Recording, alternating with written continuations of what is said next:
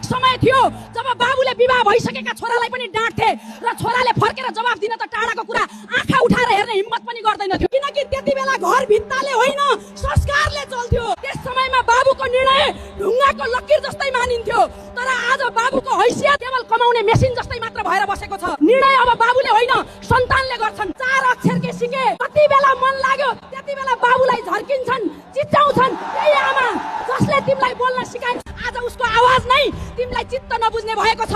यस्तो जवानीलाई धिक्कार छ। जुन घरमा बुवा आमाको कुराको कुनै मूल्य हुँदैन त्यो घर होइन संसार हो। यस्तो सन्तान जन्मनु भन्दा त सन्तान नहुनु नै राम्रो। याद राख, आज तिमीले आफ्ना आमा बाबुसँग जे गरिरहेका छौ भोलि तिम्रा सन्तानले पनि त्यही तिमी माथि दोहोर्याउने छन्। प्रकृतिको हिसाब धेरै पक्का हुन्छ अनि धिक्कार छ त्यस्तो शिक्षामा जसले तिमीलाई आफ्नै मान्छेको सम्मान गर्न सिकाउन सकेन। तिमी जसलाई पुरानो सोच भन्छौ वास्तवमा त्यही तिम्रा जरा हुन्, तिम्रो बल हो। आज तिमीले तिनलाई बोझ ठानेर कुनामा धकेलिरहेका छौ, तर बिर्सिरहेका छौ जब समयको चक्र घुम्छ त्यही सन्तानको अगाडि तिमी आफ्नै बेबस अवस्थामाथि रुनु पर्नेछ। यदि यो कुरा सही लाग्यो भने शेयर गर्नुहोस् र फलो पनि गर्नुहोस्।